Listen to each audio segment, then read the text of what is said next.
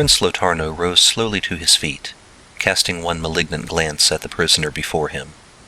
"You have heard," he said, "what is alleged against you. Have you anything to say in your defense?" The captured brigand laughed. "The time for talk is past," he cried. "This has been a fine farce of a fair trial. You need not have wasted so much time over what you call evidence. I knew my doom when I fell into your hands. I killed your brother. You will kill me. You have proven that I am a murderer and a robber. I could prove the same of you if you were bound hand and foot in my camp as I am bound in your castle. It is useless for me to tell you that I did not know he was your brother, else it would not have happened, for the small robber always respects the larger and more powerful thief. When a wolf is down, the other wolves devour him. I am down, and you will have my head cut off, or my body drawn asunder in your courtyard, whichever pleases your excellency best. It is the fortune of war, and I do not complain. When I say that I am sorry I killed your brother, I merely mean I am sorry you were not the man who stood in his shoes when the shot was fired. You, having more men than I had, have scattered my followers and captured me. You may do with me what you please. My consolation is that killing me will not bring to life the man who is shot. Therefore conclude the farce that has dragged through so many weary hours. Pronounce my sentence. I am ready." There was a moment's silence after the brigand had ceased speaking. Then the prince said, in low tones, but in a voice that made itself heard in every part of the judgment hall, "Your sentence is that on the 15th of January you shall be taken from your cell at 4 o'clock, conducted to the room of execution, and there beheaded."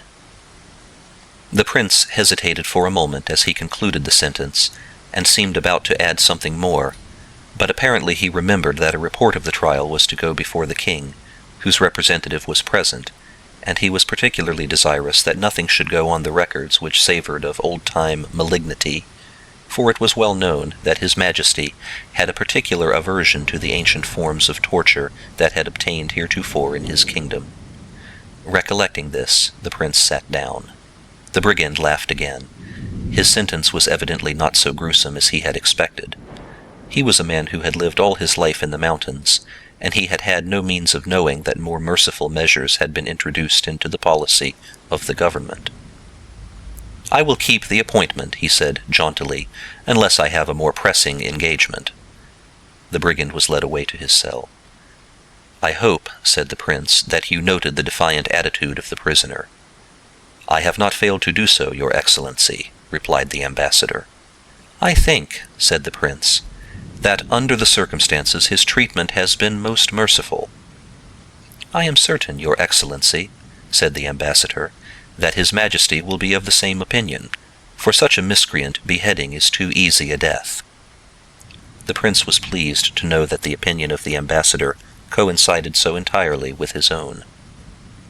The brigand, Tosa, was taken to a cell in the northern tower, where, by climbing on a bench, he could get a view of the profound valley at the mouth of which the castle was situated.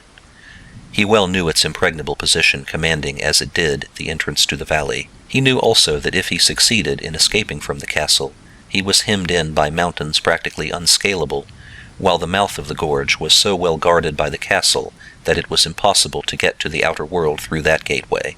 Although he knew the mountains well, he realized that, with his band scattered, many killed, and the others fugitives, he would have a better chance of starving to death in the valley than of escaping out of it. He sat on the bench and thought over the situation. Why had the prince been so merciful? He had expected torture, whereas he was to meet the easiest death that a man could die. He felt satisfied there was something in this that he could not understand. Perhaps they intended to starve him to death, now that the appearance of a fair trial was over. Things could be done in the dungeon of a castle that the outside world knew nothing of. His fears of starvation were speedily put to an end by the appearance of his jailer with a better meal than he had had for some time, for during the last week he had wandered a fugitive in the mountains until captured by the prince's men, who evidently had orders to bring him in alive. Why then were they so anxious not to kill him in a fair fight if he were now to be merely beheaded? "What is your name?" asked Tosa of his jailer. "I am called Paolo," was the answer. Do you know that I am to be beheaded on the 15th of the month?" "I have heard so," answered the man. "And do you attend me until that time?" "I attend you while I am ordered to do so. If you talk much, I may be replaced." "That, then, is a tip for silence, good Paolo," said the brigand. "I always treat well those who serve me well. I regret, therefore, that I have no money with me, and so cannot recompense you for good service." "That is not necessary," answered Paolo.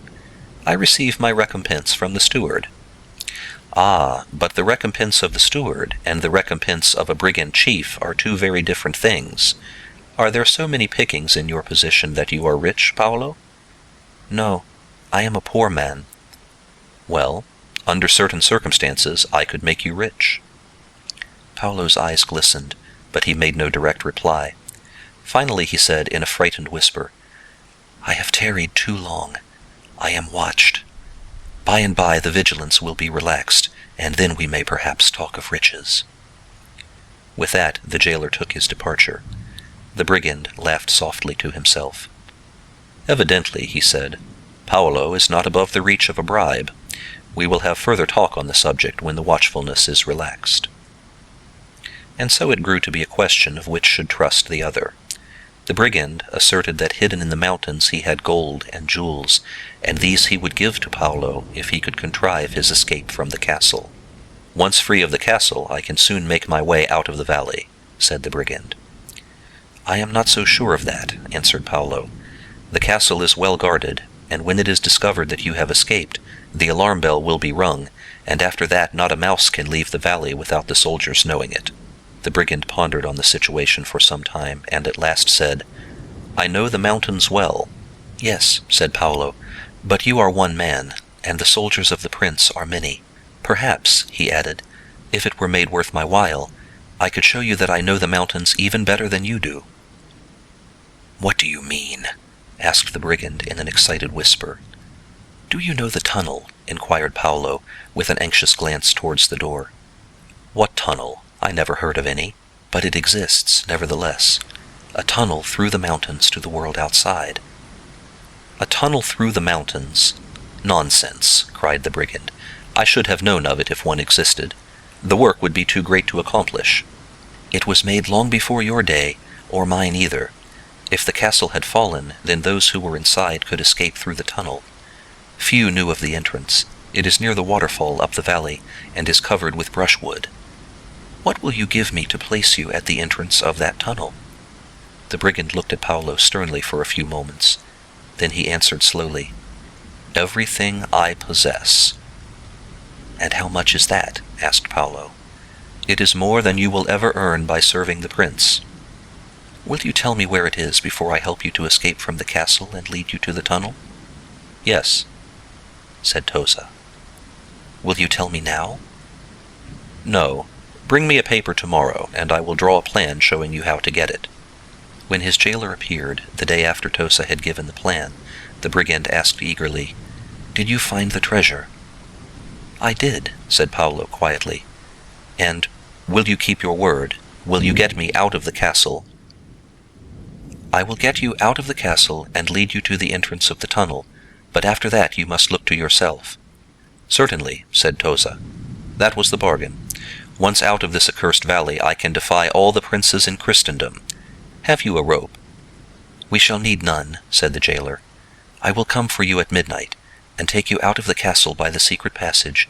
Then your escape will not be noticed until morning." At midnight his jailer came and led Tosa through many a tortuous passage, the two men pausing now and then, holding their breaths anxiously as they came to an open court through which a guard paced. At last they were outside of the castle at 1 hour past midnight. The brigand drew a long breath of relief when he was once again out in the free air. "Where is your tunnel?" he asked, in a somewhat distrustful whisper of his guide. "Hush," was the low answer. "It is only a short distance from the castle, but every inch is guarded, and we cannot go direct. We must make for the other side of the valley, and come to it from the north." "What?" cried Tosa in amazement. "Traverse the whole valley for a tunnel a few yards away?" "It is the only safe plan," said Paolo. "If you wish to go by the direct way, I must leave you to your own devices." "I am in your hands," said the brigand with a sigh. Take me where you will, so long as you lead me to the entrance of the tunnel." They passed down and down around the heights on which the castle stood, and crossed the purling little river by means of stepping stones.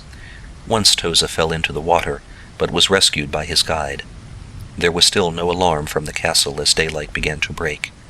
As it grew more light, they both crawled into a cave which had a low opening difficult to find, and there Paolo gave the brigand his breakfast, which he took from a little bag slung by a strap across his shoulder. "What are we going to do for food if we are to be days between here and the tunnel?" asked Toza. "Oh, I have arranged for that, and a quantity of food has been placed where we are most likely to want it. I will get it while you sleep." "But if you are captured, what am I to do?" asked Toza. "Can you not tell me how to find the tunnel, as I told you how to find my treasure?" Paolo pondered over this for a moment, and then said, "Yes, I think it would be the safer way. You must follow the stream until you reach the place where the torrent from the east joins it. Among the hills there is a waterfall, and halfway up the precipice on a shelf of rock there are sticks and bushes. Clear them away, and you will find the entrance to the tunnel. Go through the tunnel until you come to a door which is bolted on this side. When you have passed through, you will see the end of your journey." Shortly after daybreak, the big bell of the castle began to toll, and before noon the soldiers were beating the bushes all around them.